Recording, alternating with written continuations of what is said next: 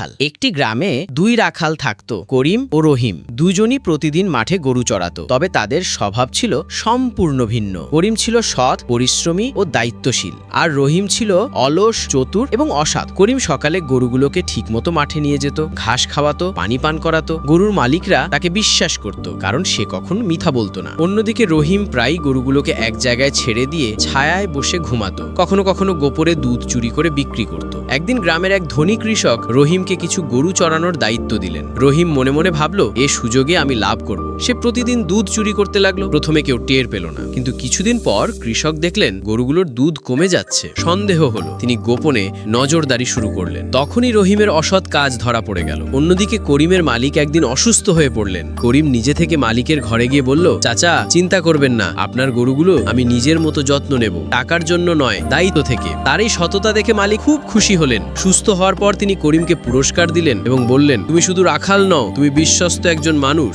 গ্রামের লোকজন সব শুনল। তারা বলল, সততার ফল সব সময় মধুর, অসততার ফল লজ্জা। রহিমকে আর কেউ কাজ দিল না, সে একা হয়ে পড়ল, আর করিম সবার আস্থাভাজন হয়ে উঠল। তার আয়ও বাড়ল, জীবনও সচ্ছল হলো। শেষে রহিম অনুতপ্ত হয়ে করিমের কাছে গেল, বলল, ভাই, আমি ভুল করেছি, আমাকে ক্ষমা করো। আমি শিখেছি কোনো লাভ নেই, এবার থেকে সৎ থাকো, তবেই মানুষ তোমাকে বিশ্বাস করবে। এইভাবে গ্রামের সবাই বুঝলো, সৎ রাখাল সম্মান ও সফলতা পায়, আর অসৎ রাখাল হারায় বিশ্বাস ও জীবন যুদ্ধ।